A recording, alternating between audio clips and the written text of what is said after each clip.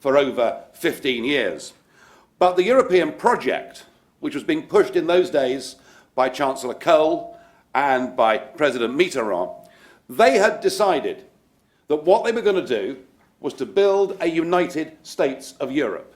It was going to have a flag, an anthem, a president, who I thought I welcomed rather nicely on his first occasion in the Parliament, and it was going to become a new global superpower. And that superpower was necessary because America could not go unchallenged on the world stage. And whenever those people who were the architects of this were questioned about detail, were questioned about practicality, they just said, don't bother us with the details. They believed that if you put together an economic and monetary union, that overnight a political union would follow as night follows day. And of course it doesn't work, and the analysis that we all had 15 years ago has been right. The only way that Germany and Greece can coexist together inside the same economic and monetary union is if the Greeks become like the Germans, or the Germans become like the Greeks, and it ain't going to happen. The other point of the European project, apart from wanting to be a global superpower, was that it was designed to bring together the warring nations of Europe. And actually, if you think about it, the idea of getting the French and Germans round the table to share dinner and break bread in the 1950s was an entirely sensible thing to do. The idea that if people trade more with each other, they're less likely to fight each other was again an entirely sensible idea. Sadly, it's gone too far. And I now feel that this European project of love, cooperation and peace, well, just look at it. Just look at it. You know, Angela Merkel went to visit Athens last year to be greeted by people dressed up in Nazi uniforms. I mean, sort of, you look at it and think, do I laugh at this or do I want to cry at this? I mean, you just look at the language that was used in the European Parliament last week by German politicians about the Greeks. So actually, far from Europe coming together with a single currency, actually economically we're diverging, and far from the project bringing everyone together, what we're beginning to see is a return of the old enmities that have done Europe so much harm over the course of the last 100 years and more. The project isn't working. I grew up in a Europe that was divided from east to west by the Berlin Wall, and I'm now living in a Europe that is divided north to south by a new Berlin Wall, and that Berlin Wall is called the Euro. Now, the Greeks had a referendum, you might have noticed, 2 weeks ago, and despite massive threats, despite being told that if they voted no, the power supply would fail, amongst other things, 61% of them said, we can't go on as we are. We can't take further austerity. And yes, it's easy for any of us to criticise the Greeks for their financial management and their retirement ages and everything else. But do think about this. You know, when the United States of America had its Great Depression, the sort of buddy, can you spare us a dime times, the US economy had contracted from top to bottom about 16%. The Greek economy has now contracted by 26% since 2008. And when we get the fresh figures for this current quarter, bearing in mind the banks have now been closed for almost 3 weeks, maybe that contraction will be closer to 30%. You know, we are watching a country that's in real trouble. If we have a heart and a soul, we will feel for the suffering of the Greek people. They never voted to join the euro. They were taken into it by Goldman Sachs and their own greedy politicians. We've got a situation in Greece where now the hospitals are actually running out of medicine.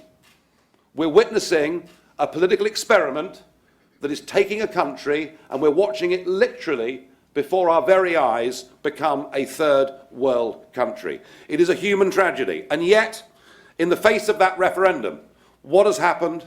What has happened is the big institutions of the EU, oh yes, and our friends from Washington. I hadn't yet touched on the International Monetary Fund, who now appear to have become an arm of European government. Just look at their last two leading figures. One, Dominic Strauss-Kahn, well, we'll perhaps gloss over that and move on. But Christine Lagarde, You know, a fully paid up member of the Eurocrat class, a fully paid up member of saying everything and anything must be done to maintain this project called the euro. So between the IMF and the European Commission and the European Council, what they have done is to bully Greece into signing up for a deal whose terms are even harsher than that was rejected by the Greek people in a referendum. You know, what price democracy, folks, in modern day Europe? Well, it frankly doesn't exist. So that's the first big crisis that Europe faces, and it is perfectly clear to me that the only hope that countries like Greece have got is to find a leader with courage, and I'm sorry, Mr. Tsipras doesn't have much courage. You know, he's basically marched the Greek people up to the top of the hill, and then faced with the final big decision has marched them back down again. I am in no doubt that economic and monetary union will not last, that it will break up. The only question is, when will it break up, and just how bad will the social consequences be? I believe Greece going back to the drachma, having a big devaluation, allowing the banks to go bust. Yes, I know it's horrible. Depositors will lose money. But think, this is exactly what Iceland did. Little Iceland, a country of 250,000 people, faced that same banking crisis that America faced, that Britain faced, that much of the world, with the exception, of course, of Canada and Australia, who had sensible banking rules and didn't need bailouts. But when we all faced this, we bailed out the system, which in many ways was an odd concept within a capitalist country. But we bailed out the system. The Icelandics let the banks go bust. The Icelandics allowed their currency to sink. It fell by 80% on the world's exchanges. Inflation went to 30%. Interest rates went to 27%. There was then in 2010 a volcanic eruption, do you remember, and all the planes stopped flying. I mean, it looked like the Old Testament had come back, you know. I mean, it was pretty serious stuff, but now Iceland is back to growth. Now Iceland has just signed her own genuine free trade deal with China. That's the example we have to give to those Mediterranean countries, but to do that, we have to break the stranglehold of the European elites. And there's a second big problem and big dilemma that Europe is facing, and it's something that at the moment nobody has got the courage to own up to and to address. You will all have seen the photographs of the boatloads of migrants coming across the Mediterranean. It may be worth me mentioning that nearly every single one of those boats comes from a place called Libya. Weren't we clever getting rid of Colonel Gaddafi? Hasn't that worked out wonderfully? Anyway, Europe has decided that anybody that comes from a war-torn part of North Africa or the Middle East must be given the rights to settle. And I am not somebody that would ever want to turn our backs on the idea of giving refuge to people who genuinely are in fear of their lives. After all, I come from a country that, you know, said yes to the French Huguenots. My family were French Huguenots, Protestants who were being burnt at the stake. You know, we said yes to the Jewish people who came first from Russia, and then, of course, who came from Germany and Austria, a country who said yes to the Ugandan Asians. So we're used to influxes of 5, 10, 15, 20, maybe even as high as 30,000 people seeking refugee status. But the problem, folks, is this. What we're facing coming across the Mediterranean is potentially a migration of genuinely Old Testament biblical proportions. We face potentially millions of people coming across, and that in itself brings a problem, but there's a bigger problem still, and that's this, that we have no means, we have no ability of checking criminal records or of checking political or religious associations of any of these people. And when IS say they will use this crisis to flood Europe with their own jihadists, I suspect we should believe them. And I think the whole debate on immigration, given that we now have an open door to people from Romania and Bulgaria, people whose minimum wages are 10 times lower than ours. The debate about immigration has been about money. It's been about the shape of communities, but the debate about immigration in Europe certainly is going to get onto the very key issue of security. So in the face of these two massive crises that Europe faces, we have a remarkable change in British politics. We have a Prime Minister who has always been committed to Britain's membership of the European Union. He believes that it's a very good thing.